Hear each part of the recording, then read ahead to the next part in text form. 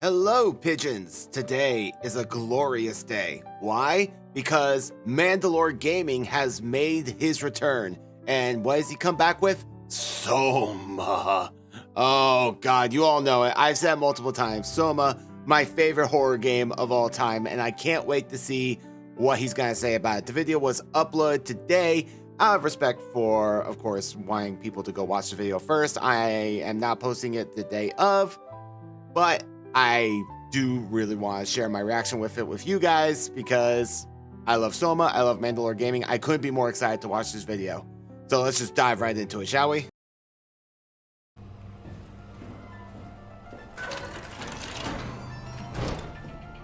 Spooky. Yeah, nope. I felt that nope. That's an Omicron, I believe. No, not Omicron. Lambda? No. Like, God, why am I struggling to remember the name of the sites? I'm back. It's in the abyss. He's back. Looking back, Frictional had a lot of success with Penumbra, but they had a Sure did. smash hit on their hands with Amnesia. We just played it that. Sold great, reviewed great, and some built empires off of it. Some are still around to this day, but many others are no longer with us. It turns out some people's brains were affected by Happy Wheels and Minecraft. In the same kind of way, you could say architecture was affected by Attila the Hun. The golden age of YouTube Let's Plays. Doesn't matter. They're excellent games, still fun today. And then Machine for Pigs came out. And I don't want to get too far into it again, but it had great writing. At the cost of the inventory and easier puzzles, easier monster encounters, the actual game part felt like an afterthought, even if it wasn't the intention. Quick note, I have not played a Machine for Pigs at this point in time. I don't know exactly when I'm posting this video as of yet, but I am going to be playing Amnesia Machine for Pigs this Sunday. And I don't know much about it at this stage. I watched PewDiePie play it, but I really remember nothing about it. I do remember the story being somewhat interesting, and I do know it spawned an excellent SCP article, House of the Worm. So yeah, it left an impact, if nothing else.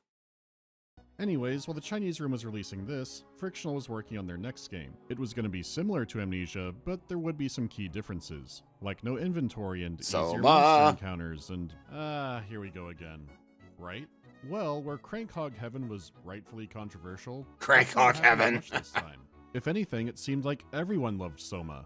To this day. How did that happen? Hell yeah. I thought it'd be fun to go over. It's already 10 years old. Especially since the game was updated. Oh, damn, I should have played it for the 10th anniversary. I wasn't paying attention. Frictional's next game, and maybe in the same setting, but I'll get into that much later. Anyways, this is one of those games that I replay every few years, and every time I find new stuff. But this was the first time I'd played the game back to back, making multiple choices, really combing through things and taking my time. But even going back just to get a specific clip of something or B-roll, I was still finding new things to appreciate. What I find interesting is the environments were so good in this game. But a lot of these discoveries have a different approach than Machine for Pigs.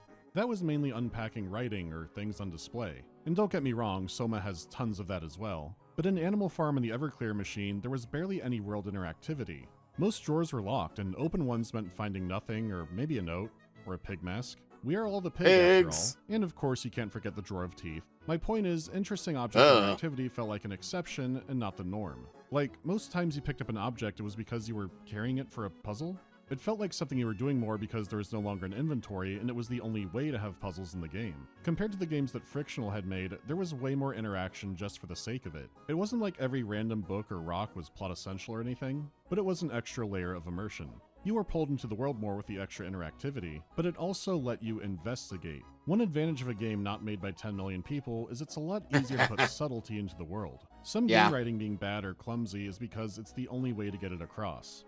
Unless there's really tight control on the narratives and the level and the art, and the story is actually considered a very high priority, it's easy for things to slip through. Like if you were playing a game where you find what's obviously a fucking alien. Maybe the ice was supposed to be less transparent, but it doesn't matter now. The script has not caught up with you. Rosetta's an alien. What? What does that mean? It's nice they remade the one that's still perfectly fine. So unless there's a lot of time and a lot of care for that Resistance 2. there can easily be big slip-ups. God, to be fair, unless they're really not a big fan of most people won't notice. Was not a big fan of Resistance 2. It just became like your standard procedure, shooter game of the time, standard 2010 shooter. Resistance 1 was fantastic. Loved that game. It was so good.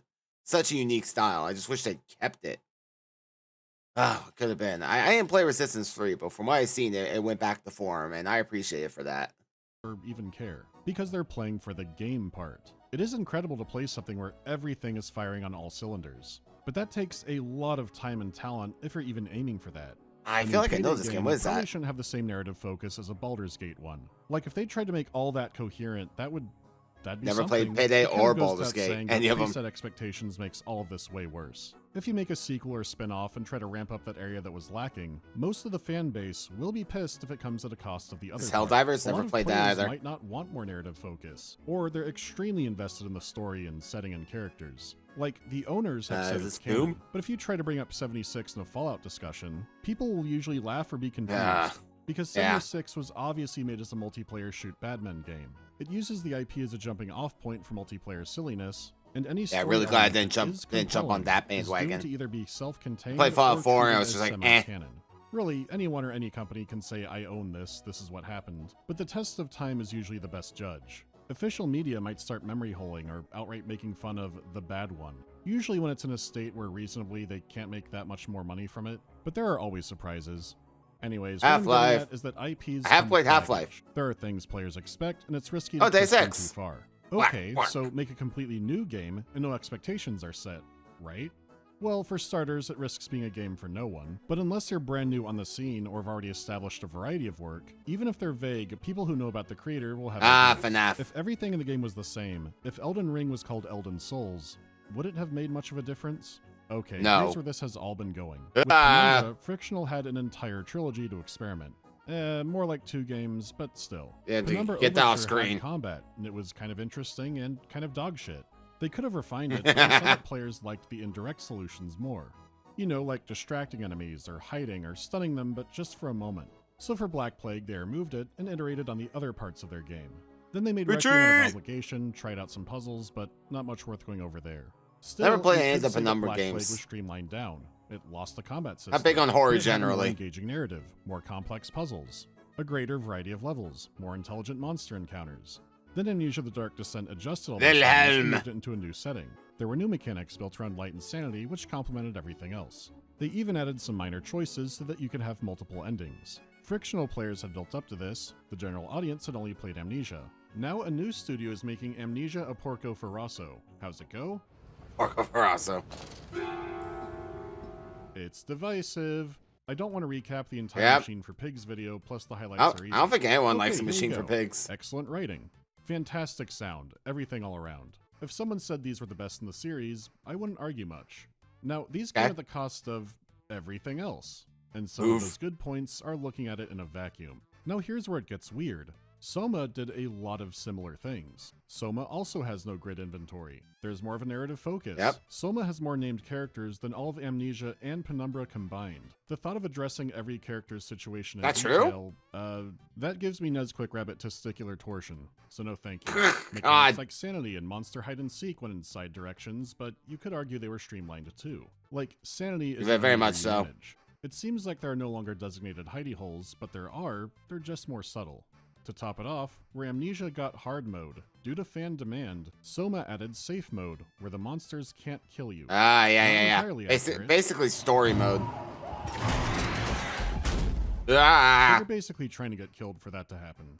Doesn't it seem strange that there was a demand to remove monster chases? Many have said the biggest problem with Machine for Pigs is the title. Yeah, it seems like an odd choice to make, but if you've played Soma, it really is a better experience like that, quite honestly. It makes it much more of a walking simulator. But the thing that makes Soma so good, and I'm sure Mandalore is going to say this, is the fact that the horror works even without it. The horror is in the situation itself, and the more you think about it, the worse it gets. It really is like the best kind of existential horror. It should not have been an Amnesia game. I get the sentiment, Babe. but the reality is this means remove the monster chases. Also, you would have to play it in a vacuum, not playing the other huge horror game.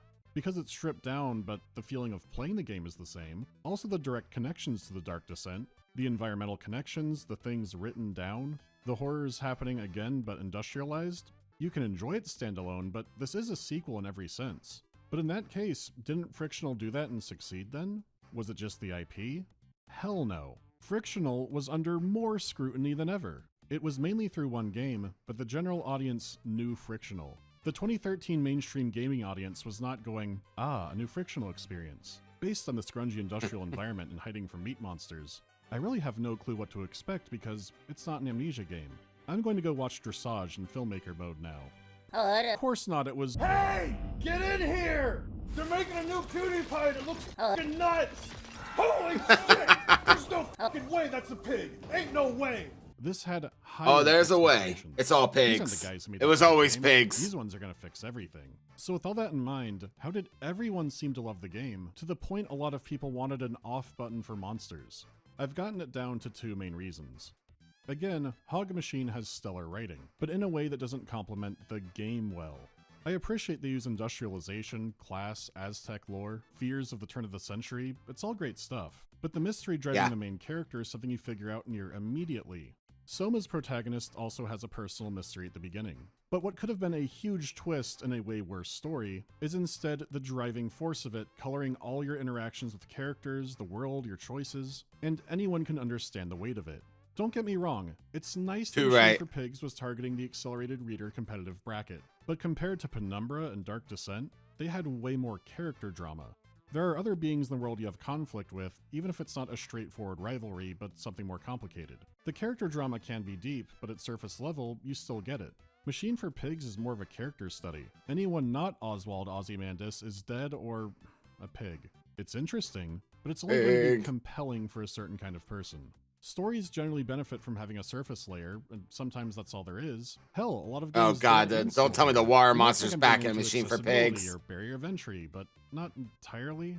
If you play Marathon, you're driven to kill aliens. Sure, there's a nightmare rabbit hole below it, and next to it, but most people engage with the combat. You can still play through infinity shooting everything that moves. How about something more character heavy like Pathologic? You know you're trying to stop a plague, so there's a lot of mechanics— Oh god, Pathologic. and plenty of characters where you might not know what— You want to talk about rabbit hole, man? Intentional because Pathologic is built around replays. The priority here was telling a story, but most of the puzzles can barely be called that, and the monster chase gameplay feels like an obligation. You're learning what happened, but in a passive way.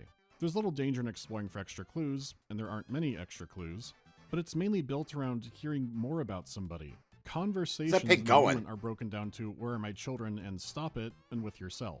Meanwhile, the deeper elements of Soma can't be ignored. They're put in your face and in your way. You'll likely be pulled into exploring more and digging deeper, but even if you don't, the game still leaves you with big implications to think about.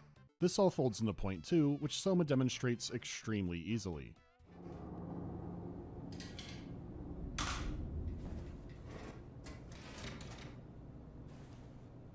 You have a lot of toys. I dug for clues, and something happened. Catherine. Nothing but fast food. Should buy something healthier. Yeah, Simon, I'm also being fed things about the he characters. pontificates a The lot. lack of interactivity doesn't just make a game like this more boring to play, but if you are all in on the story, that gives you extra ways to have a characterization, lore, everything. Imagine if some point— Yeah, I often wonder if Simon is actually speaking out loud or if it's because we're actually playing as him, we're hearing his thoughts. It's never made clear, but interesting to think about. click adventure games had you enter a room and you can only click on extra notes and nothing else. Beyond missing out on countless things to learn more about a character, it's fun and engaging to have little nothing interactions. There was lots of junk to pick up in Amnesia and Penumbra, and yeah, they would feed into teaching you how to do puzzles, but even from the beginning they weren't purely simulated physics puzzles. By the Dark Descent you might have to be reading, then combining items, then interacting with the physical world. At the same time, they weren't overly complicated and felt natural. Machine for Pigs had a few like that, but not many, most were more simple, and very few of them had a threat of danger over them. Still, for a game that loves free to read, Soma beat them there too. Free to read. Frictional loves tangibility so much, the reading is now in the physical world. If something is hard to read or not in your language, you can usually click to overlay it. Even computers are physical objects that you interact with, which they did do in Penumbra as well, but where the screen used to be filled where you're basically using the computer, you're now the character using the computer. You might say who cares, but that's a huge difference in how the game feels. Where you were once in reading land or computer land. It's kind of the same thing in Iron Lung. It does literally the exact same thing. Like, you're not the one controlling the submarine. You're controlling the dude who is controlling the submarine. And it's such a huge difference for immersion that when it's done well, it's so immersive. Is now in your peripheral. Something could get you while you're doing this. And if you only care about the joy of reading or have turned monsters off, you can flip things over and sometimes find more to read. That's discovery Yep. from an action you took. It's a simple example, but it's gameplay. This is what all the much Bonk. longer than normal background has been getting to. Because they're a small team, they have way more control over intention in a room and a level, in a way that's extremely hard for larger teams to do. Dungeons in a game like Oblivion were made by a lot of people who usually had to do it quickly, whereas here, the Yeah, and to add on to that point, I was actually just about to say this. I'm really glad you brought up Oblivion. Fallout New Vegas was significantly smaller in terms of team size, and their environmental design is peak in terms of Fallout. Like, it's honestly a toss-up between that and Fallout 2, which one has better environmental design. story was an extremely high priority, but they wanted to make interacting with it engaging. The reason this is important goes back to what I talked about earlier. Awkward direct dialogue in a game could be understandable means to an end, or just really bad writing. But Oof. it is a real treat to play a game where investigating the environment might contradict something a character said in confidence, especially when there's small things that are clearly intentional but supported by the main story. This is why I find a lot of game theories not that interesting, because I could go watch the Jim Carrey Grinch movie, and then I could upload a 3-hour video saying the Grinch is intended to be the O'Malley's child. It could be entertaining, but that's fucking stupid. So yeah, Soma's story is compelling. Damn, engaging shout on out its game own, theory. And the interactivity encourages I've not really watched it since Matt Pat left. And really, I say that, but I wasn't really watching it that much even when Matt Pat was there. Like, he just went too deep into it sometimes for my personal taste. I was like, all right, buddy, let's calm down. But, I mean, I can't deny a working formula. more digging into it for extra insight, along with revealing some things that might not line up with what characters are saying. Being able to physically dig around helped make Soma's story click in a way that Pigs couldn't. Plus, the more thought-provoking elements of the story were used in a way where they couldn't be ignored.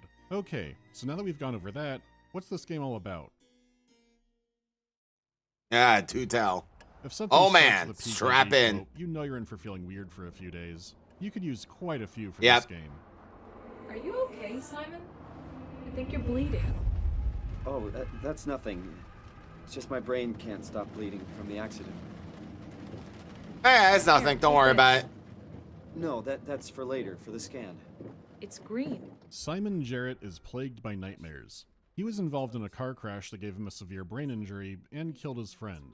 Today, he's going in for an experimental brain scan, which might relieve his condition. But first, he Right. has to find the tracer fluid, which sounds like one of those dog shit YouTuber energy drink flavors. And it's located somewhere inside his apartment. It's the very first room in the game, and it shows just how high the interactivity is this time. You can throw things around the Yeah. room, inspect objects, read up on finer details, try to catch the fridge light turning off, click and drag to use the sink or flush the toilet. Oh, I didn't even It know shows off that. the new graphics, but is also a nice grounded place to have a God, the tutorial. attention to detail in this game is Tracer so fluid's location good. is semi-random, so you actually have to find it. This seems like a low bar, but you'd be surprised. Oh, also didn't know that. Simon's laptop also teaches you how to use computers. He just forgot to send an email about how he's not coming in for work. This has an immediate payoff in the very next scene. Yep. Jesse. This I did know. Simon, I got your email. Just wanted to wish you good luck and let you know I got you covered. Thanks. I should be able to come to the store after the scan. But if you don't send the email, Simon, what's up? I want to check if you're coming to the store today. Maybe later. I got the brain scan thing, remember? That's today. Knew you'd forget. I'm sorry. Just send me a mail next time. I need these things. Yeah, that's what. it's not just attacked online either. The entire tone. and Yeah, flow that's of what the happened to me, conversation too. changes. And that's if you decide to actually take the call. Again, very small, but it does show you'll have choice inside of this. If you really poke around the apartment, you can find all kinds of details. Oh, Like a rude. newspaper telling more about the accident, saying Simon was 26, and his medicine says he's Yeah. now 27. So he's had a birthday since the accident. Hopefully he'll have another. Probably Yay. more importantly, if you flip the newspaper, Ah. it says the game ends with a surprise. You could say this is too heavy-handed, and you'd be Yep. right. The real trick is at making you think it's the only piece of foreshadowing. The amount this room holds is kind of nuts, but when we get to Massive- that, I won't oof. be going full Peppy Sylvia. Another thing is that it does mention a little bit about the person who hit Simon's car, but it doesn't say what became of them. Like, it implies that they survived, but I mean, I would like some closure. You know, was there a lawsuit? You know, what they have to say about it? I mean, they were 100% at fault. At least one person died, at least at that point in time, you know.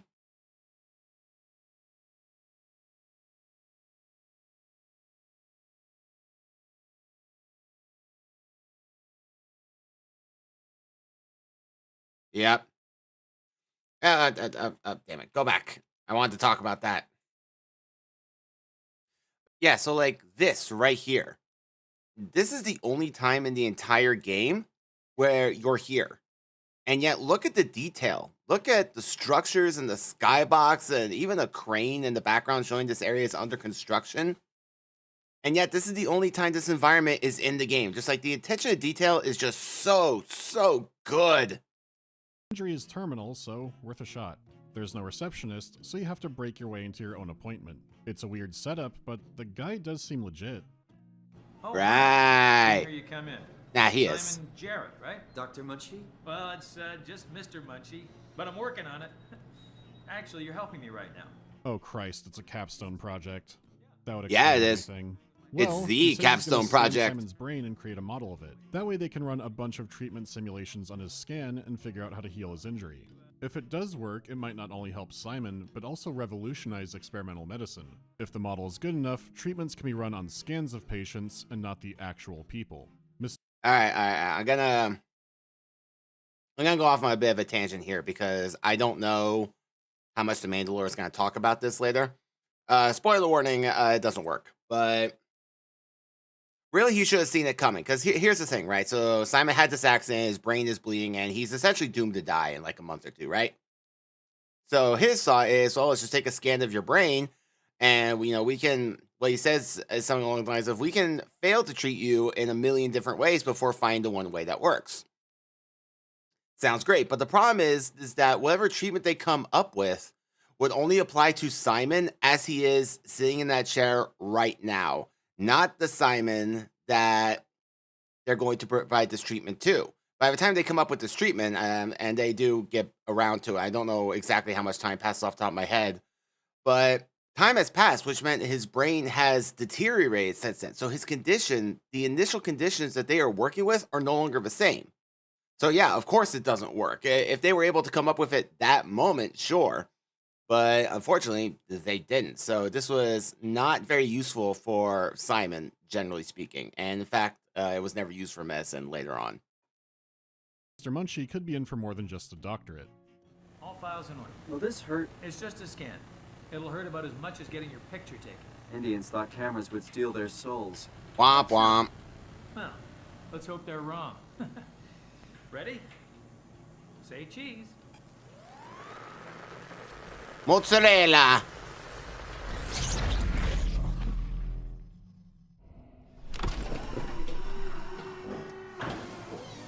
Hello? Mr. Munchie? I love this sequence. It's so good. It's so disorienting. Did something go wrong?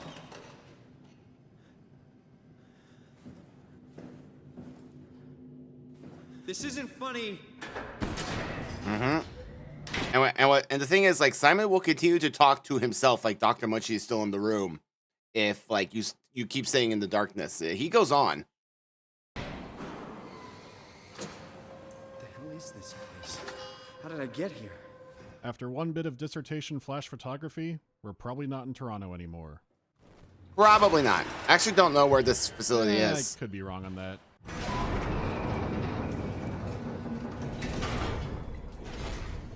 To clarify, I know it's underwater, obviously, but I don't recall where in the ocean it is, so I don't know if it's in Canadian waters or not.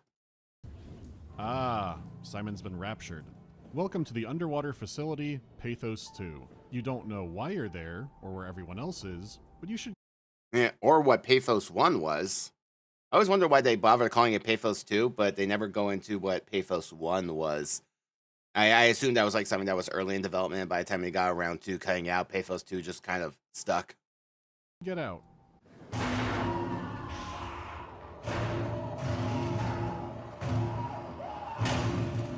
Let's talk about the graphics. Beyond the fact you've been spirited away to Those the noisy ocean neighbors. floor, there's a lot visually weird about Pathos 2. And that's before counting the black goo meat moss growing all over the place. So one thing at a time. There's a lot of machinery down here like any ocean floor project. For but also pigs? robots. Sorry. Most are smaller ones that look like they're made to maintain the station, but they do get bigger, but bulkier. They seem plausible for 2015, but maybe not as sleek as you might imagine if this is in the future. Some look like space-age TVs from the 70s that were functional robots. The game You're not started wrong. with Simon being on his smartphone, but now you have this way bulkier, borderline radioactive-looking Senko phone. It's apparently an Omni tool made by the Haimatsu Corporation. Simon does use their flash drives, and they were maybe having a sale? So they're around, and this could be something more specialized. But no matter what, Well, there's a they great were reason around. for it. Everything being bulky and clunky from computers done to architecture makes a lot of sense when you're at the bottom of the ocean. Equipment being somewhat waterproof and durable is helpful even if it's not going outside into the pressure cooker, like you have to in your diving suit many, many times. It makes sense to have reliable equipment, especially if it's also easy to repair. Because unlike the dream that's Yeah, I never considered like the bulkiness of some of this design as being critical for better protection from the crushing depths of the ocean. That makes a lot of sense. Samsung and the Rothschilds have, where every time a fridge light goes out, you have to spend $800 on a new control board. A company investment in a really hard-to-reach spot does not want to be outright replacing equipment. Lots of easily available, replaceable parts makes life easier for everybody when there's no stake in making you buy the new thing for no reason. It makes sense, but more importantly, it's a great excuse to go with the alien. Radiation. I've talked about this before, Also that. but Alien's vision of the future Retrofuturism. was based heavily in what technology they had then, which is what most people do. But now that cassette future is an art style all on its own, which seems to be... There's this fantastic art piece, and I'm sure you see it. It made the rounds and went viral not that long ago. But it's literally just like what somebody in the year 1900 thought the year 2000 would look like, and it's just like a bunch of people with balloons tied to their shoulders, like hot air style balloons tied to their shoulders so they can walk on legs, and like there's this dude like riding like a paddle unicycle thing. And yeah, everyone's just like wearing 1900s clothing. Oh, how wrong they were. Getting more and more popular. Meanwhile, Alien itself has been torn between keeping that look or the Ridley Scott holograms. I'll face my fury. So much of the look is around, even down to the occasional kanji due to a powerful Japanese corporation. Though in this case, Pathos 2 is multinational, as there are other corporations involved like Carthage Industries. It seems different parts of the facility had different purposes and their own investors. It makes it a cool world to explore because visually it's something out of time and space already, and it's in some kind of crisis that's hard to comprehend. There's meat. Yeah, that's a good way to put it. But then there's also it actually kind of does. Never thought about that. And what appear to be giant barnacles. On occasion, both of it mixes together, and you can barely tell what's happening. You go in a room to look for clues, and poor Mr. Kafka is being own-zoned into an isopod. I don't know how to fix that. The sea life inspiration and blue bioluminescent highlights do make it stick out from a lot of games with meat moss. Not that there's anything wrong with that. I do like most games that have it, but the spin on it here is so uniquely Soma, so immediately identifiable. They have clear inspirations, but how they twist and combine some things makes it overall a unique art style. They also maintain a good balance of what you can and can't see when it comes to the horrors of the game. Back in the Dark Descent, how much you saw was at the mercy of light and sanity. With light, you had fuel for your lantern, especially sanity for tinderboxes. If you sat in the dark or looked at unsettling events or monsters too long, you'd lose sanity and the screen would be covered in Vaseline.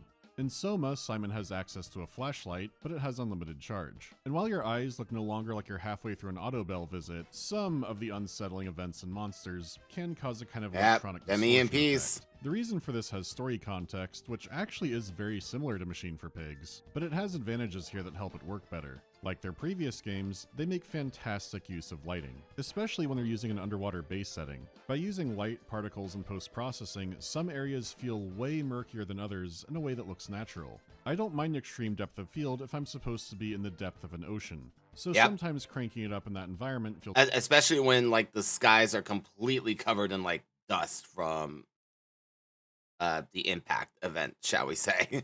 ...is appropriate. Also, while you do have an unlimited flashlight, you only feel compelled to use it when it's actually dark. There are levels that are atmospheric and ominous that aren't just devoid of light. If you're looking for something or feel compelled to, yeah, you can just turn it on. But it doesn't feel like you need the flashlight to see what's happening most of the game. When it does get I actually forgot I had it. You're going to be reaching for it. So that area might have a reason you don't want to do that. or an area is so oppressively dark and awful that your flashlight barely makes a difference. You can only just see what's in front of you, making you feel powerless and exposed. You have the choice of whether you should or shouldn't use your light, but it's never, I can't use my light, or it might run out in here. Which is still a loss in one way, but did mean less compromises in another. If it got dark enough, Penumbra and Dark Descent had different flavors of bluish night vision.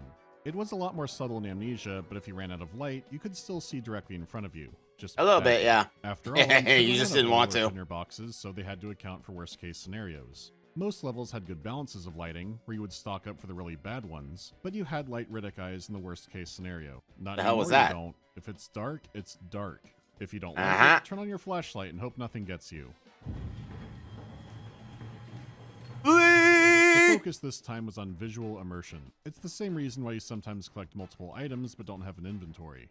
I do prefer horror games with resource management, but I get why the game didn't have it this time, and with how it's not tightly paced needed. It mostly is, it easily could have made some parts worse. My biggest complaint is when you die the first time, or rather, when you don't. You still have to manage your health, which could be nice, except you can only do that by touching one of the undersea morphine fleshlights. Yeah. You don't have any health Also kits, true. and you can't take one of these on you anywhere, so you need to know where one is or go find one, and they're a one-time use. When most monsters get you, you don't die, you get back up after a few moments with severe injuries. That would be fine, but now your screen is covered in injury vision.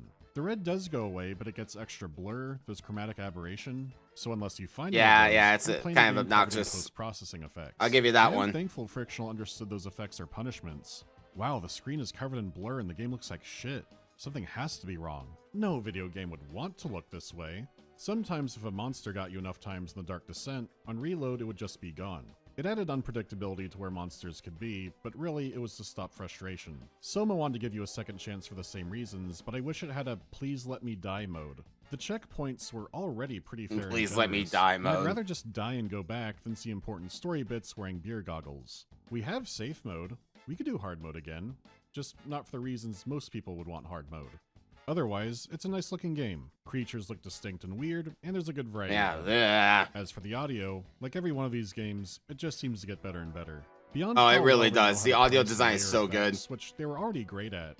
It's even more impressive this time when it's such an exotic environment. Dealing with water sound effects and underwater effects that isn't just taking surface that sounds and muffling from slapping being reverb underwater, on, especially is a like lot that of deep hard work underwater. to mix right and a pain in the ass to record. It's why so many games, especially older ones, are more like, hey, this is me making noise in a room. Hey, this is me making noise in a room. Yeah, pretty We much. did everything the hard way.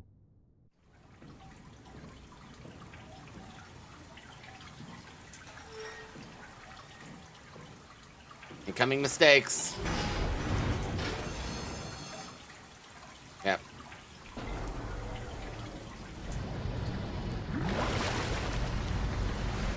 Different part. No, I saw it. Yeah, just listen to that.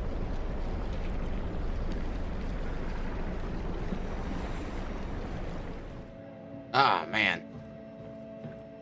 That's all just the environment you're in. It's already that rich, and then they hyper-focus on the monsters.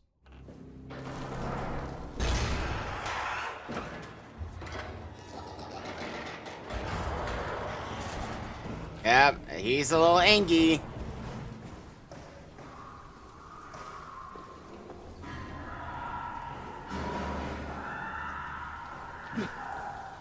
Yep, that screaming shakes and quakes my bowels.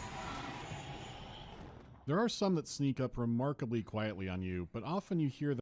It's also so much more horrific, like when they scream like that, when you know, like what the thing that is. I don't even know why I'm trying to be vague. I've already said spoilers.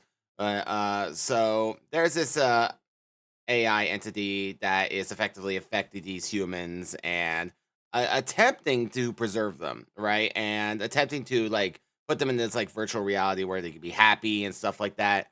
So the fact that they're screaming in such a way tells me that it did not work at all. I'm not gonna go into too much detail because I'm sure Mandalore will talk about it, but yeah, just thinking about like what they must be seeing in their own head to make them scream like that. Ugh.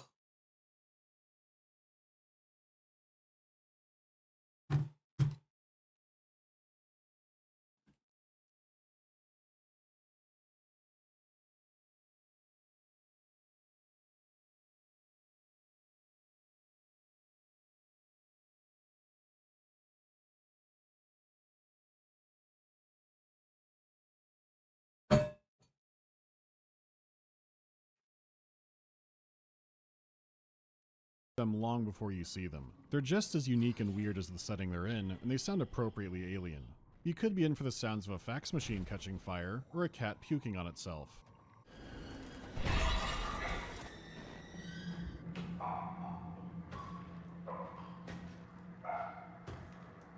I mean, yeah, you're not wrong. Oh god, the shadow is so You good. don't have the luxury of getting used to them. Well, unless you get stuck somewhere, but that's on you. Yeah. Either way, even if it would have been bad, you don't get I never got familiarity. stuck. I'm the best. You're never sure what the next horror will be, and some are very brief possible encounters. There were some enemies I never ran into until my second playthrough back in 2015. You know, you thought the Abyss would be a nice day, and then... Yeah, oh god! Well, it didn't hit me from range, I guess. As for the music, it varies between blending into the background in a good, atmospheric way, and also coming up to the front for the big story Those beats. bloody It anglerfish, does so man. well at bouncing between haunting and beautiful, and the end Oh, credits Spat are is a here. perfect mix of both. Most of the game gives you tense electronic Spat, we're watching a tracks, Soma video. which is appropriate. Some has some warbling that reminds me a bit of the Silent Hill dental drills.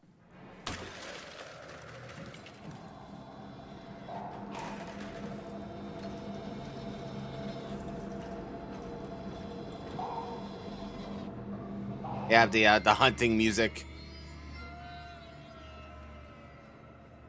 Exploding heads. How often are you thinking, Science Labs?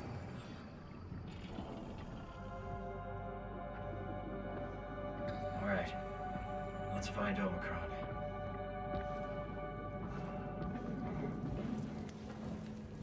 Oh, Alpha. I think that was the name of the base I was Sometimes trying to the music remember. is so subtle that it's barely there to the point you think it's just level ambience, which makes sense with how strange some of the effects and tones they use can be. The voice acting is also Or was Tao. fantastic, Forget it. especially the main cast, but the best examples are appropriately plot relevant, so I really can't show just how good it gets.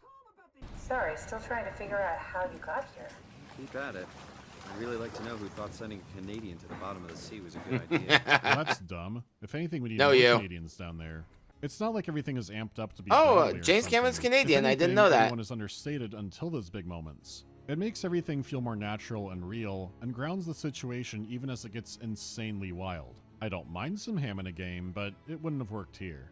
Like I said before, it is a large cast of characters, even if they're already long gone. Beyond the audio logs and journals Yep. you'd usually expect in these kinds of games. Apparently, it was also company policy to install black boxes inside of employees' heads. On one hand, staff could easily find each other with their tracking beacons, and it also looks like higher-ups may have been able to monitor their conversations, so sometimes they're able to hack into a corpse's brain box and hear their last moments. The fates of these characters and other events Yeah, are it's heavily so unsettling. intertwined, to the point that a few lingering questions at the end might have been answered during the beginning of the game.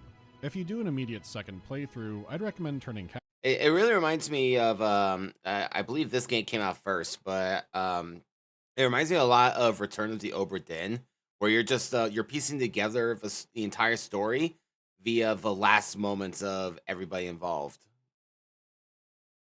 captions on. It helps with cross-referencing who's who, especially with so many written notes, but you don't need to do that or dig through every corner to appreciate the story. Playing the game normally will do that just fine, this is just for extra insight.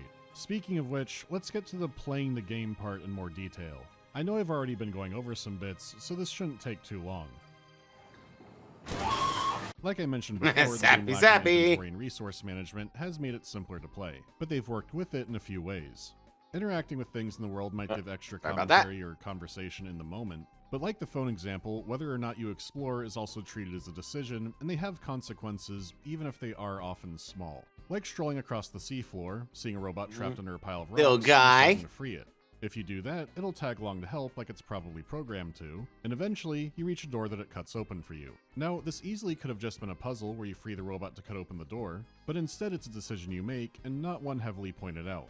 It is strobing at you and directly in your path, but Simon never says, I should help that robot out. He's been encountering robots in the same way Hank Hill encounters dolphins. If anything, it might make more sense to step aside and stay out of the way of it, which you can. Yep. But when you get to the door, you have to do some rewiring to open it. You still went Oh, down I the didn't know exact this. same literal road, but the first time through, both choices feel like you made the right one. You helped one of the few non-murder bots, or you didn't get tricked by what's clearly a murder bot. The thing is, little choices like that can still come back later. No matter what, later in the game Simon gets trapped and the robot cuts him out. The dialogue changes between him treating it like it's his little buddy, or he's surprised but more distant towards it.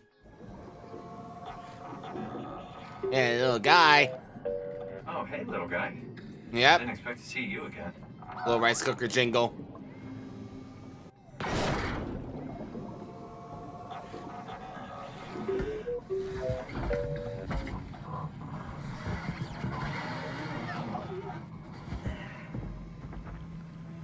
You're the rescue team, huh? Good job. There can be bigger, more Aw. obvious choices where the effect seems smaller in the moment. That makes me but sad. the consequences can be a lot bigger on the larger story. Other times it's more minor, but does change the tone of a conversation. Like putting a plan together. Ow, to that escape was it. with Was someone Tao. you didn't Oh, explore Jesus, much, and dude. it sounds more Man. desperate. It's Compared been to too when long you since I played explored this and game. The poked around details are more, fading. You found a potential solution, and you could hold on to that as a bit of hope. So we go to Theta. I don't know, it's pretty far. Catherine, look around. What else is there to do? You Real. know what? I found his sunken vessel just outside. Bet that could take us to Theta. Really? Didn't look completely out of action. It even lit up a little when I tried the Omni tool on it. Okay then, let's have a look. It's not like a big RPG with So lots of branching cynical. paths and Not multiple that I blame her in endings. this If anything, situation. the game avoids showing any mid or long-term consequences, but that's what keeps it so compelling. You can find more evidence to support the decisions you made, but nothing that proves you made the right choice. You do want There to is dig no to right find more and choice. can see that doing that has Philosophy. effects on the game. So it feels like there could be more answers somewhere, just hiding in some dark corner waiting to be linked together. But even if there aren't, if you're invested, you're looking. I guess that's what keeps that part so impressive, since I, and a lot of people, like seeing results in the game, your choices affecting the world. Soma does have that with more immediate consequences and conversations, but most of the time the changes are subtle things you would not notice on your first playthrough, and the choices that do have far-reaching consequences you never get to see play out. Soma doesn't do this in a way where Also it feels true. like there is no answer, or never was one, but instead, you have to make the calls based on things you know or believe, which does put you in conflict with Simon sometimes. We'll get to that when we get to it. Anyways, this approach helps you with some of the puzzles too. A few basically seem like they're made to be done with trial and error, but if you're paying attention, then they barely qualify as puzzles. Or at least they save time since you generally know where to look. Others are math and logic puzzles, pretty light ones, nothing too tough. They're made in a way where someone could eventually brute force through them if they just don't get it, but you still have the classic frictional physics puzzles, manipulating levers and doors or pipe flows. Sometimes someone just left the thing unplugged, and then you have the ever-reliable Ugandan Accurate. key. You might have to find an item every once in a while, but not too many. And on occasion, something is There's trying to something- murder you while There's something so immensely satisfying about breaking glass in like a frictional game. I don't know what it is. It's just like being able to pick up an item and then drag your mouse over and just go, "Argh!" Feels so nice. you're doing this. In theory, it feels like the monster gameplay should be better than Amnesia. It's got a lot going for it. Beyond the cool designs they have, you use different strategies for getting past each one. In Dark Descent, you had the water monster to distract, but you dealt with yeah, you Alexander's did. servants in basically the same way. Stay in hiding, throw a distraction if they're close, run like hell if they see you. You barricade yourself up or can stun them for a moment, but you'll be back to hiding. This is great stuff and works perfectly well. So when Soma has a gamer's dozen of enemies, including killer robots, what looks like to be a teleporting creature, blind mutant creatures of pure vomit, and more, it sounds like it should be And a more slam dunk, but indeed. Good sometimes old holds Acres. back. I already talked about how a monster not immediately killing you sucks for the blur vision injury effect thing, because that's not inconvenience vision, that's I'm going to reach for something prescription vision. It's also a release of tension. In a horror game like this, or similar ones, hiding from the bad man builds up tension. The more that can happen between it and getting you, the more exciting that can be. In survival or action horror games, you have tools and weapons, but sometimes you run out of ammo, or maybe a new enemy shows up that mixes up the formula. Even in Amnesia or Penumbra, enemies can break the doors down. They're still in pursuit of you and want to eat your eyeballs, but you can do something actively to slow them down. You can look for another exit or a hiding spot, find something to throw at them and try to hiding past. spot. It might even be a Corner dead end, camp. and it turned out you picked the wrong room for this. Really, no matter what, that's all This building is that the tension. wrong room. When you die, it's like a reset and you have to build up to it again, and it usually won't build as high. So what could happen in Dark Descent if a monster caught you too many times?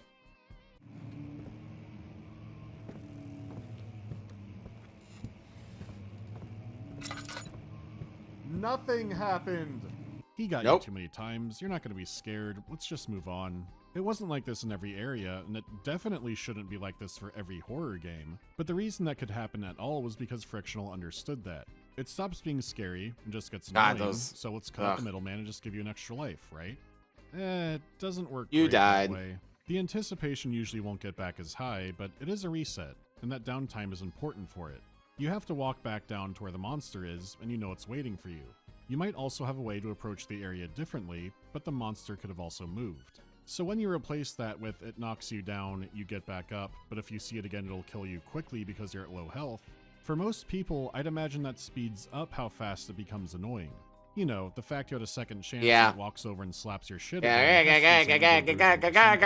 but it's yeah, that's annoying. I'll grant you that. You don't have that buildup anymore. I get what they're and going getting for, a but second no. chance inherently makes the monster less threatening. It's also not less threatening because of something you did, like you found a big health kit, or you found a nice weapon or a map showing there's another way around it. By all accounts you failed, the game just let you get back up in the same spot. Soma is already pretty generous with where its autosaves are, and without resources you don't need to explore to find anything like you'd need later, so that also makes these sections less intense right but off the bat. lore! So a proper murder monster hard mode where you die when they get you could be fun and interesting. However, it still wouldn't fix Soma's core problem there. It's easy to see how much they built the game around the narrative. The richness and detail, how small actions can lead to small outcomes. The monsters mainly just block that. If they're chasing you, but you can't throw doors in their face anymore. Well, you can, but they know how to open them right back up. And there are areas where you could have been more proactive. In one level, they do work here after all. The tuberculosis gremlin is around. This seems like tuberculosis gremlin. You can lock him into a room.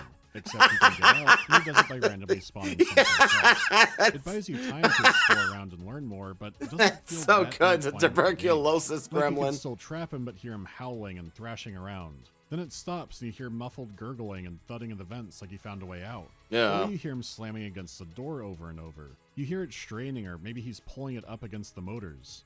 Compared to the game as is, no matter what, he gets out and it's just temporary. But one feels a lot more immersive and intended as a solution. With how much attention to detail Soma has, this is weird because it feels like an obvious solution, but playing the game it comes across more like you're breaking it. Like really you should be running away and finding a corner to hide in, and you're thinking too corner hard about camping. this. Which Corner feels camping crazy OP. when the game has this much importance on attention to detail, and this feels like this should be the solution. It's a huge, obvious problem to your progress, but instead you should just run and hide as always. So the section could come across as annoying in a way that it feels like it shouldn't have.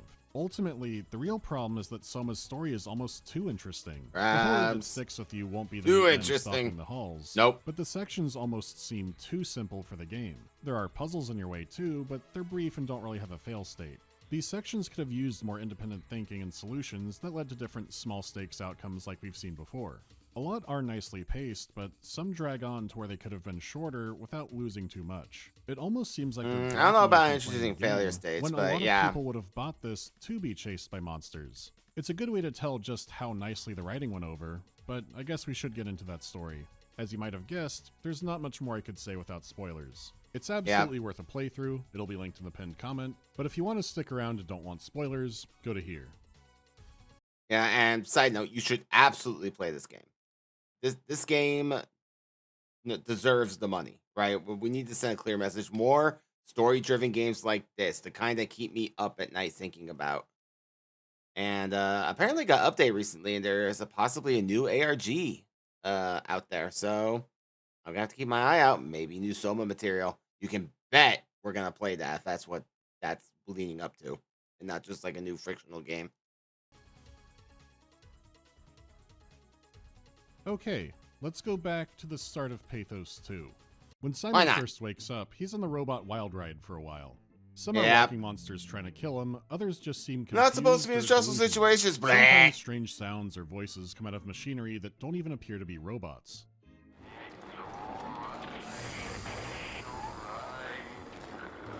Yeah. The behavior is unpredictably bizarre, and the only constant seems to be the weird black. And you don't think much about it at the time. It's like, oh, glitchy machine or whatever. But when you learn what's going on and you think back to moments like this, the implications are horrific. Goo around them. Yeah, unfortunately you do.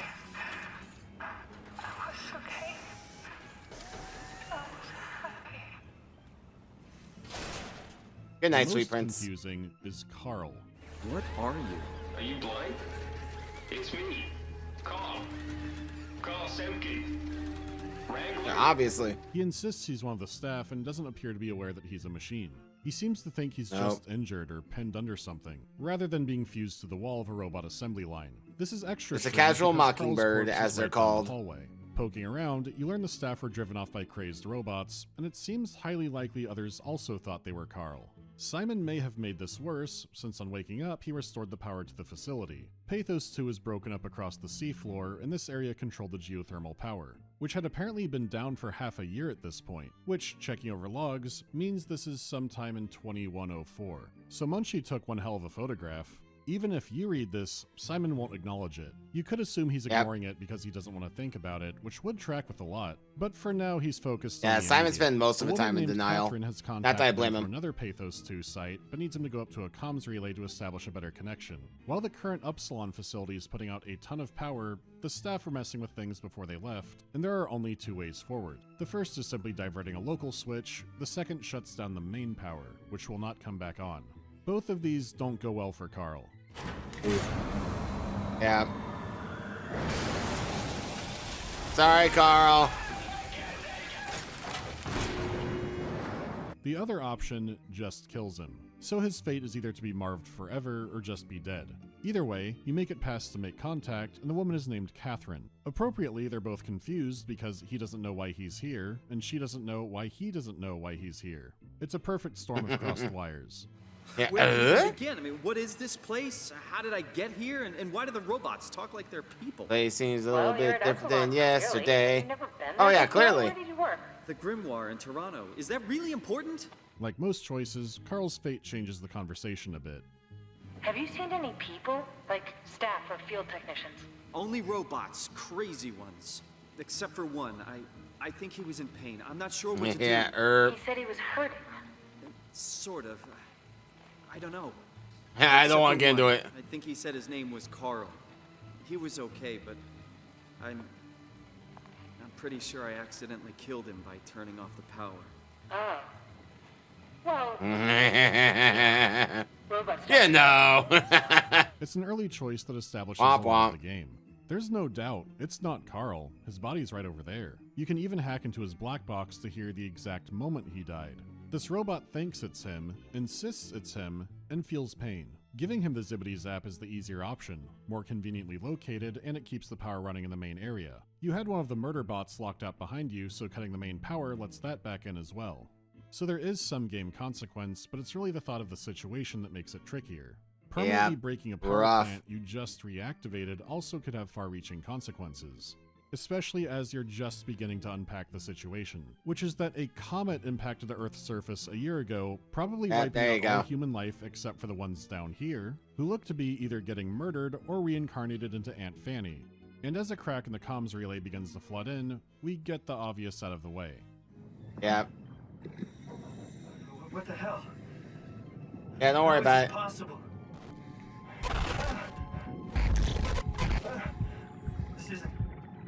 This is insane! Womp And then Simon womp. was a robot, except instead of being revealed far into the game, it happens near immediately. He may not be one Yep. of the sludged up Dinobots running around, but he's still someone who woke up this morning and is now a machine. So you could have done whatever with Carl, not caring much about him, but now you know that most of the robots are likely in a similar situation to you. Some didn't handle the situation well and went insane, others are trapped in their own delusions. I don't know, man. I just say we can keep things classy even when women aren't around. You know? Welcome to Simon's Bonk. Circus of Fun, Friendship, and Epistemology, where the souls Yeah. are made up or might be Xeroxed. Also, the fish ain't looking so good either. Like I said No. before, in a worse game, that robot reveal might have been the end. Instead, it's something Simon has to grapple with, and his questions about it just become more existential as the game goes on. It's Like so finally getting good. to Catherine isn't much of a surprise either. No. Yeah, I am so glad they did it. I'm so glad that they revealed it at the point when they did. They gave us just enough time to like recover from the weirdness of a situation of waking up in an underwater base, and then they pull it back, and it's like, yeah, you are in fact a robot like Carl was in the other room, and the entire rest of the game is like coming to terms with our new existence. Oh, it's so good. Ugh. Not you too. I was really hoping you were human. Don't let the circuitry fool you. I was human once. Unlike Simon, Catherine seems pretty okay with this, to the point that it seems like it's not even her first rodeo. If Simon killed Carl, she tries to reassure him that robots don't feel anything and it's fine. And she does it while knowing she's a machine and that Simon probably is, but it's weird that he's here. Some jobs in the she's future significantly have more what I'd call pragmatic about it. advanced telecommuting. The chair Simon woke up in was similar to Munchie's, but it's now been commercialized. These are pilot seats, which on Pathos 2 allowed staff to control robots directly, a combination between operating a drone and playing a VR game. Except that shortly after the comet, operating a pilot seat made staff members feel sick because something was spiking the EM fields in them during use. This went on for months until they put a hold on using it, and then the robot wasn't copies began showing good. up, along with other horrors that go beyond someone being copied.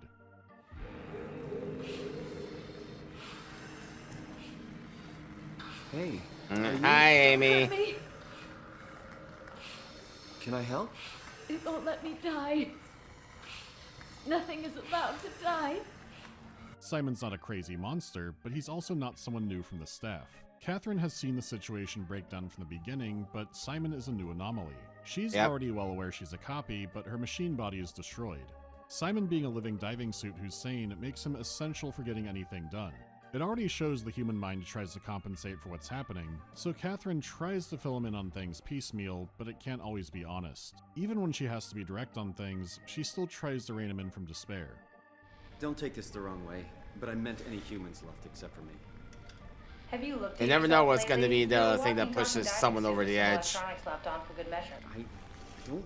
You don't want to think about it? We'll start thinking about it. Nope, I'm good. I don't want to do this anymore. I don't want to be this. I want out. Before you do anything hasty, could you help me with something? What? She's seen a lot of people bite it already, but these are desperate times. The surface is basically a griddle board, but humanity could be preserved. The base includes the Omega Space Gun, an undersea mass driver artillery piece running from the abyss up to the ocean surface. They used it for taking satellites, spacecraft, hated celebrities, and other cargo, and launching them into space at a fraction of the cost of rockets. Catherine created an artificial world called the Ark, and seeing as how pilot seats were scanning staff already, there's a created glitch a in method the to scan everyone Matrix. and put them aboard the Ark. It would be loaded onto a satellite, sent to orbit the sun, and run for thousands of years. Except for reasons unknown, the Ark hasn't been launched yet, it's still stuck at the bottom of the trench. She'll need Simon to take her there and finish the mission, since the real Catherine failed. Her being a computer scientist who worked with virtual worlds and scans even before the comet does explain her insight and why she's less alarmed by the situation. She doesn't think that she, or the real her, is the reason robot copies are running around, but she could scan them to put them aboard the Ark as well. This gives him so much hope, it's actually Simon who pushes to do this mission. I'll just carry you there and you'll show me what to do. That sounds really risky. Besides, I don't like the idea of you carrying me around. Come on, Catherine. This is what you wanted to do. Your final Yeah, mission. there's literally Let's nothing launch else the to Ark. do. Yeah, let's launch the Ark. You transfer Catherine from a robot into a Nokia, and you're good to go. From here you explore the seafloor, jumping around from pieces of wreckage to parts of the station, all to put the rest of mankind on an Ultima Online server. Now, I'm sure you already see some holes in this, but Catherine fills in more as you go along the adventure. The black goo, and all the robots and creatures, are caused by the Warden Unit, or the WOW. The WOW is Pathos 2's resident AI, and a fairly recent one. It was made to handle climate control, life support, basically admin tasks. It was expanded across the base about a year before the comet hit, and after it hit, it performed well until it didn't.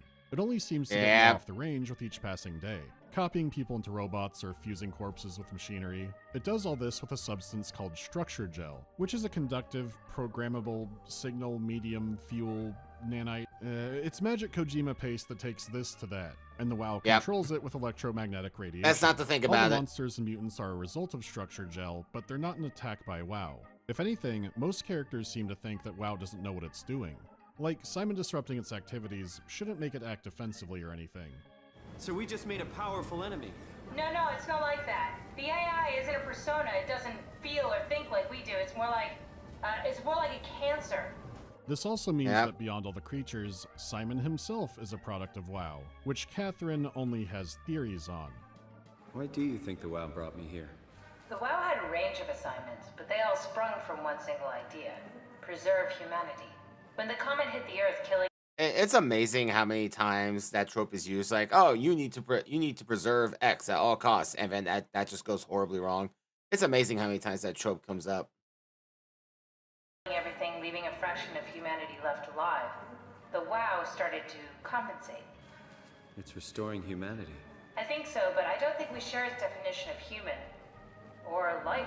It's doing its best. This is what makes the WoW so interesting. It doesn't hate humanity like Shodan or Am does. It's trying to save the human race, Am. but it doesn't seem to understand what that means. It could be bringing corpses back to life, putting a human mind inside of a robot, putting a human mind inside of a door.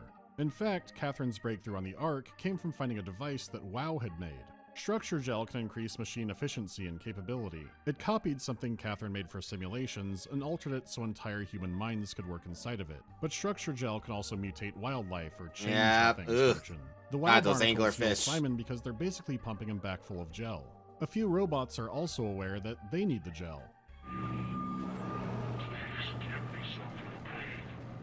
Where you find corpses, you often find the WoW reaching in too, trying to save its creators. Yeah. Which is sweet in a terrifying, psychotic way. Really, Yeah, it's doing the best it can with what it's got. many choices boil down to let I this feel thing bad for die, it. or let WoW continue whatever it's doing.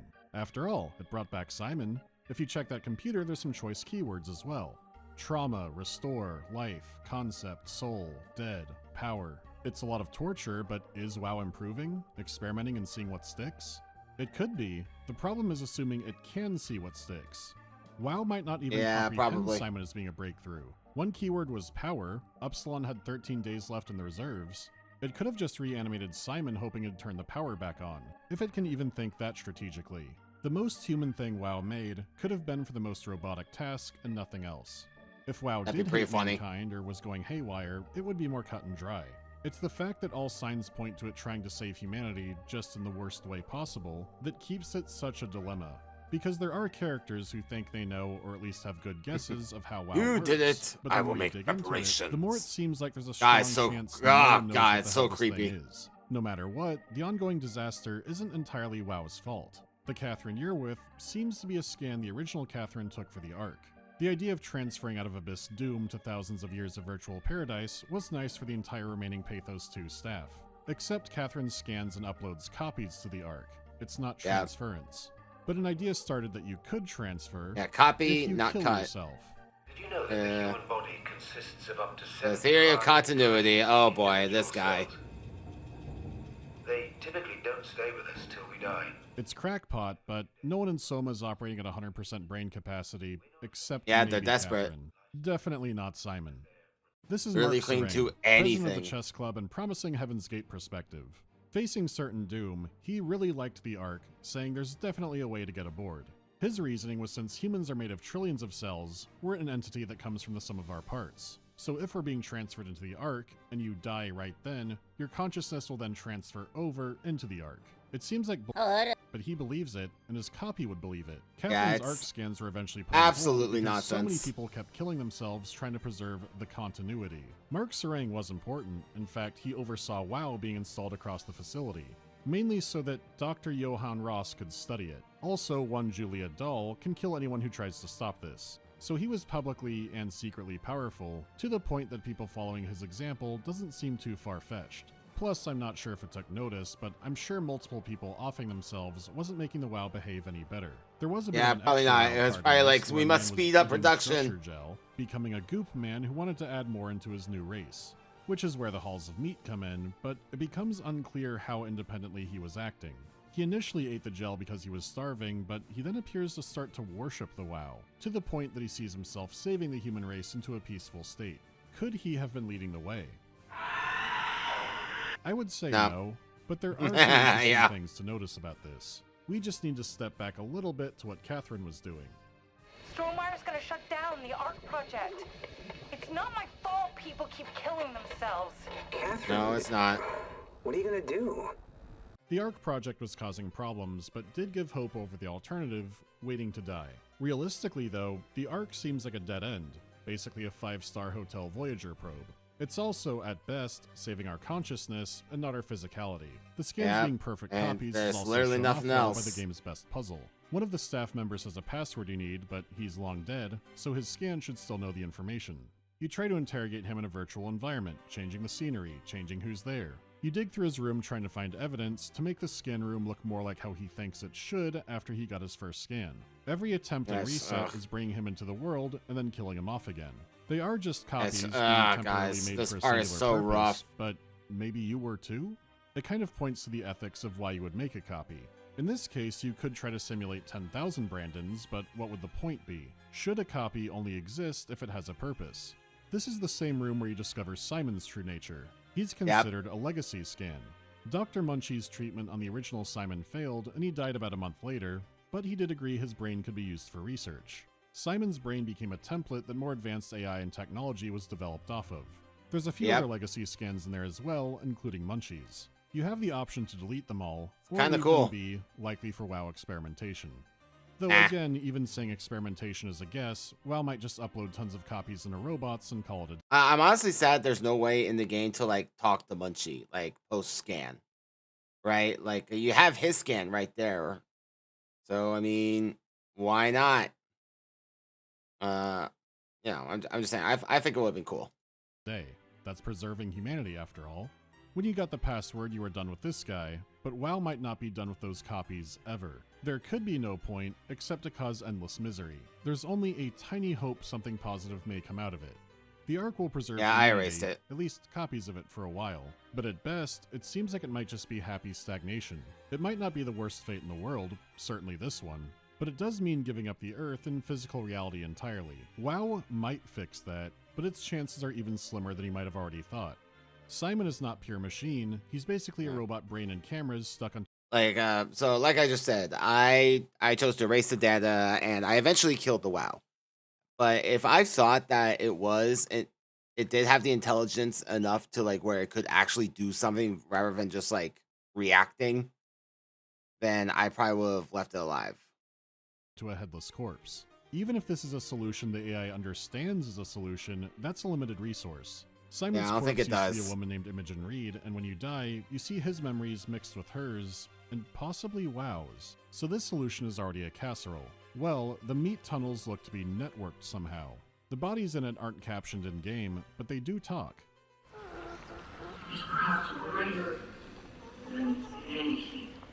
They all seem to be having pleasant dreams, including Simon when he's briefly plugged into it. His friend is alive, and they're in love now. It's the life he wanted. You don't want me? Yes, of course. What happened? We fell in love. You do keep your body in a foul way, but your actual mind enters this WoW nexus and not your copy. So while it's gross and unsightly and led by a crazed man, would this be better means to the Ark's end?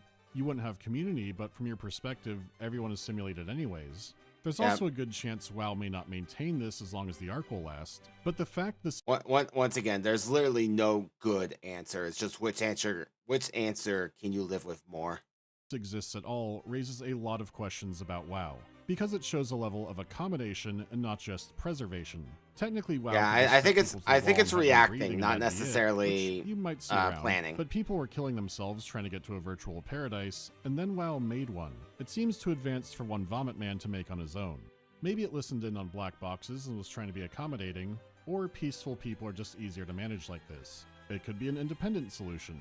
The issue is it's doing a lot at once and might not consider any solution to be a better one. They all equally keep something human, so just do whatever works in that location. Pathos 2 does have an AI expert, but before learning more about him, comes one of the more famous moments in the game. Catherine and Simon need to head down to the abyss, but Simon's suit isn't needed for that, and he can't exactly slip into a new one. So instead, he can assemble a new corpse cyborg, and Catherine will initiate a mind transfer, just like here. She does word this a little mind transfer, right? Simon will get it after all he's seen, but he has to find out the hard way. Sorry about any discomfort. This should be over soon. God, this is so unsettling. With the most expensive camera in the world. You know, Indian stock photos would steal their souls. In this case, they'd be right. Oh, I hate this. I hate this, and I love how much I hate it. Oh, new body. There must be something wrong. Uh-oh. Womp womp. What was that? No, it just... Why was it still talking? It's the same. Catherine, why was he still talking? That's how it works, you know that. What do you mean? You know it's not magic. You were copied. The sleeping Simon in the seat was copied, and now... You are here, just like Simon lived on in Toronto. God damn it. Yeah. Two Simons? There can't. Oh god, man. When this scene happened in my very first playthrough, oh, I had to like take a break. This was so horrific. What a heavy thing to have to consider. Can't be two Simons. What did you think would happen? That you were gonna take my mind and put it into another body, like a brain transplant. LOL. Sorry, it wouldn't work that way. You realize how messed up this is? Please, I didn't mean to upset How did you expect me to react to this? you. Please stop. You're fucking disgusting. I always liked how Simon goes Oh, from harsh. why was it talking to why was he talking in a few seconds. This is where he should really understand there is no cut and paste. Without the physical part like Catherine's chip, your consciousness it's doesn't copy. just mosey on over. You're stuck in your form with only brief gaps, unless new yous wake up every time, but let's not get into that. You could leave Simon 2 alive, trapped in a room with monsters. Oh, I didn't even think about that in terms of the game. Just that's a whole nother can of worms. Omni tool to escape, or you can kill him out of mercy. Simon 3 is the copy that has a direct purpose now, but this has bad implications for getting on the Ark. On one hand, Simon is in denial of a horrendous situation, but this leads to the coin toss. It's dumb luck, right? And I woke up in the right body. I basically flipped a coin, and if I had called the wrong side, I'd be rotting away at Omicron. Yeah. There's nowhere to know, right? You didn't hit the make sure Simon wakes up in the right body switch, did you? Simon is also There is no dumb, right and I can body. prove it. Simon's apartment has a lot of interesting stuff. He has an interest in photography, ironic because his eyes become cameras. The Ombra della Sera statue, famous for casting a long shadow at sunset. The end of Simon's life will lead to a long legacy. The big pizza in the fridge, foreshadowing his suit getting fatter to go into the abyss. Also, we know he's injured, All but right. there's a number on his tracer fluid. F78. This is the international classification of disease code for, and I quote, other intellectual disabilities. Him being brain damaged is important to the entire story. There is no coin flip. The man who owned this Funko Pop thing came up with that. See? It's not just us. You won the coin toss, champ. No, You're the new stop one. it. There is no coin toss. It's a bad analogy made up by a dumb, brain-damaged man who's trying to cope with a lot in the moment. Catherine, who endured a ton of screaming from him, isn't arguing about it because she already knows he's upset, doesn't want to antagonize him more, and is probably hoping that he figures it out on his own before they get to the Ark so he doesn't have another meltdown.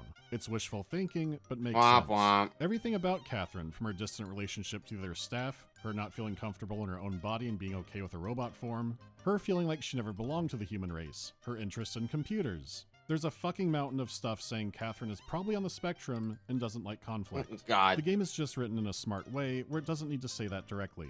If I copy a piece of paper, there's no coin flip chance the copy is actually the original. This is a man with brain damage trying to justify a situation to himself that Catherine quietly endures. We can only be thankful the game did not star an actual Disney adult.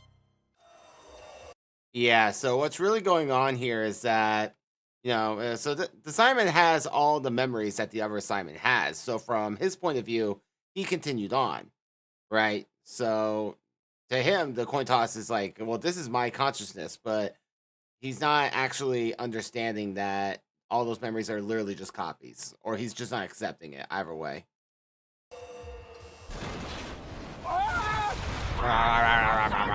I'm backwards! I'm backwards! Help! I'm back again! I think we can be thankful he doesn't spend 2 hours in the tunnels looking for hidden Mickeys, though what I'm doing isn't that far off.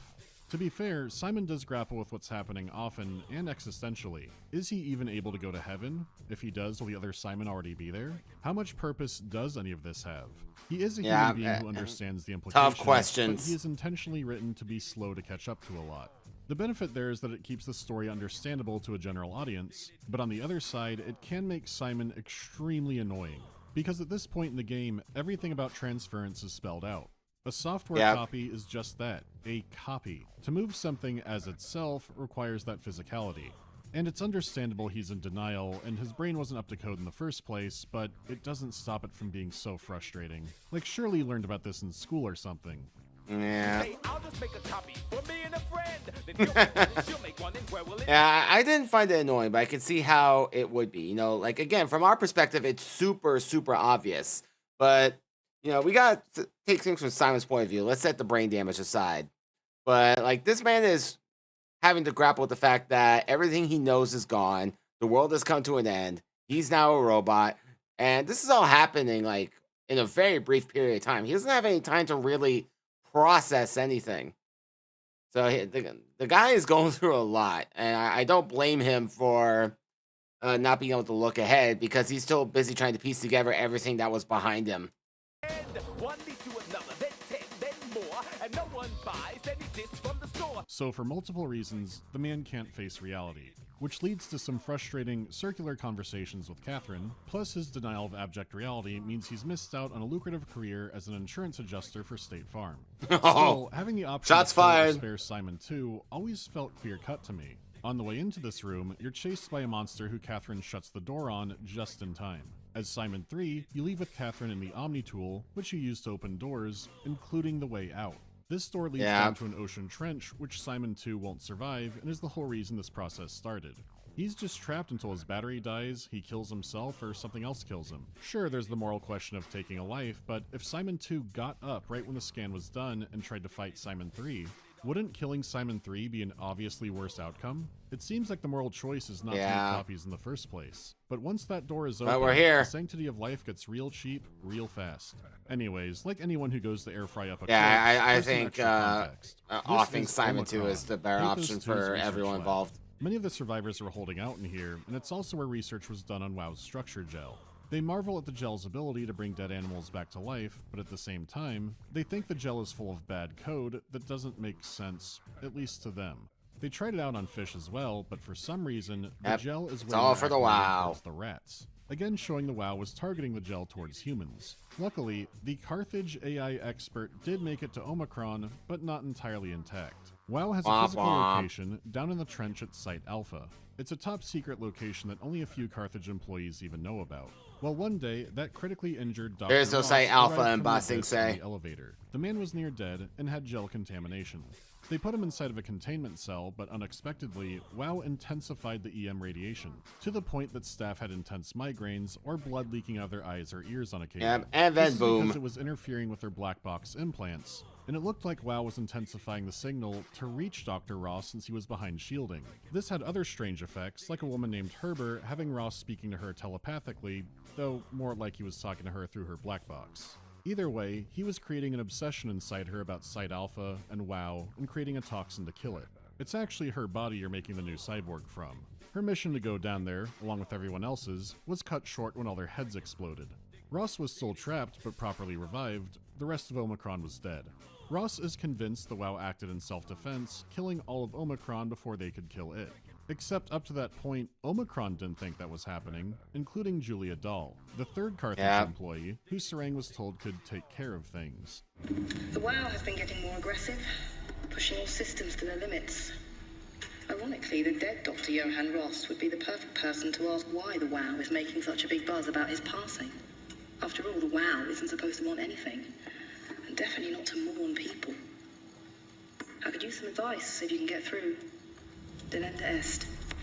It wasn't even a station-wide "let's kill that clanker" movement, it was just Herber Let's after kill the that win. By clanker. all appearances, WoW was trying its best to heal its direct researcher. Researcher alone implies Carthage didn't fully understand it. On the way down to the Ark, you meet Sarah Lindwall, the last living, unmodified here we go. human on Pathos 2. Her life support is barely keeping her alive, but looking around the room, the WoW is already reaching out to her from all angles. She alone has been safeguarding the Ark, since the rest of the team is dead or worse. Simon lets her know she's the final, normal human down here, but knowing that, she still wants you to pull her off life support, because living in this is miserable. God, this whole scene just, ugh. No, I'd love to hang around here until I dry up to the size Stone of in the gut, man. Simon, this fucking sucks. There are decisions I skipped over, but this really encapsulates what Soma's about. At what point is death preferable to a tortured existence? Sometimes it looks horrendous, but there's a chance this experimental thing might extend their life, or maybe it'll fix them. One day. I'd imagine... Again, if the WoW was, like, being intelligent about it, not just reacting, I would be inclined to agree. But it's very clearly acting it's just reacting to what it sees. It's not actually like working towards an overall plan. Like, okay, we do this, this, and this, and then we can perfect the machinery. Like, no, it's just reacting to what's happening and doing its best with what it's got. And if you've known anyone in hospice care, especially for conditions like dementia, I don't Yeah. think it's possible to play through this without that coming to the surface. And sure, Oh god, I hate that he brought that up, but I wasn't gonna bring that up, but yeah. Yeah. I've seen both, and yeah, it had occurred to me. in this case, the future of the human race is at stake, but this image is basically what it boils down to. Leaving WoW alive potentially restores humanity or a successor intelligence in the physical world at the risk of destroying all life on the planet. Also, the remainder of humanity will be tortured for thousands, maybe millions of years before that happens, assuming it even does happen. Destroying it seems like it dooms humanity, but it might save life on Earth. They won't be turned into goop monsters, and life on the Earth's surface can return again one day. It boils down to, would all this torture be worth it for a human future? With that in mind, are you looking at it in abstract? Would you volunteer to be tortured for a human future? Nah, I'm in good. Sarah's case, it seems clear she's gonna die. It's more a question of how peaceful that'll be. It seems there's a lot being pointed to thematically here, but sadly, there's another running theme that keeps that thinking cancer interesting.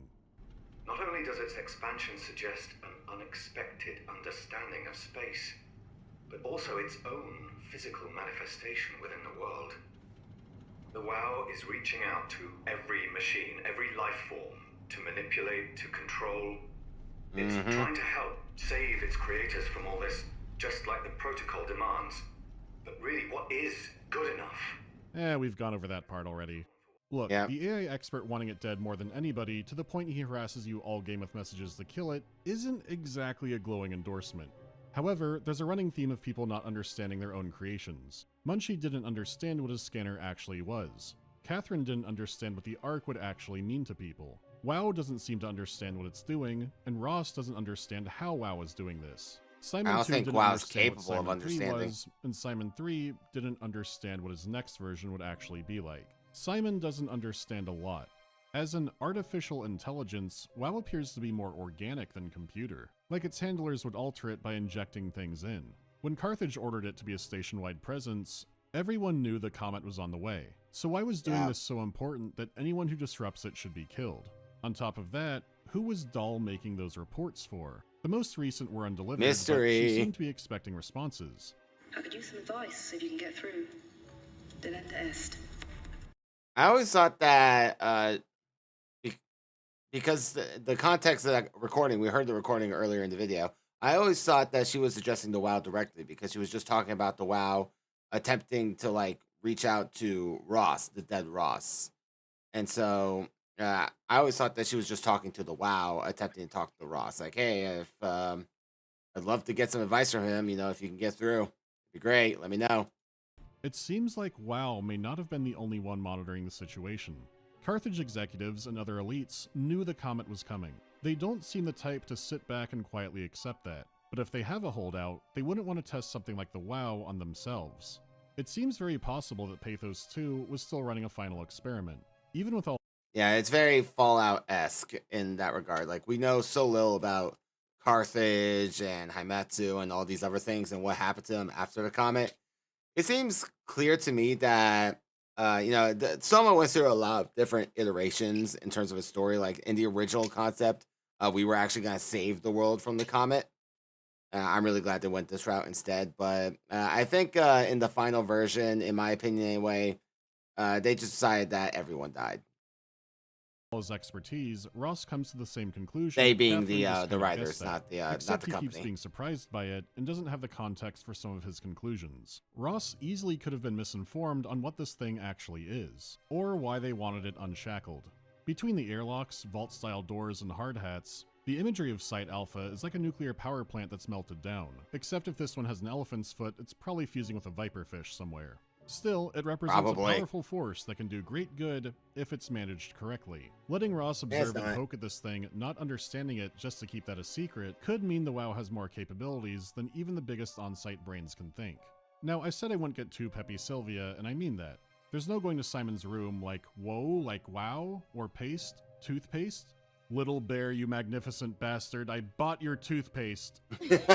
Little bear. No, Oh, hey. that. It's interesting because this I remember puts Little everything Bear. in a new context, but doesn't change a ton. It was always possible there were other pockets of humans out there. WoW could be smarter, but it's still torturing and killing people. But at the end of the day, I'm not the Soma expert. I'm just some guy. There could be some obscure connection or note that recontextualizes everything again, or there's more insights in concept art or behind-the-scenes stuff, but all that can change a lot before release. I feel like there's a good reason the evil lot of genius iterations is in this Ross's game. room. The crash course in that is if all of reality is manipulated by a demon and nothing around you is real, you at least know you're real. I am thinking, therefore I am. That's the rough translation anyways. If you do want to know Simon's ultimate fate, you can go back to his room.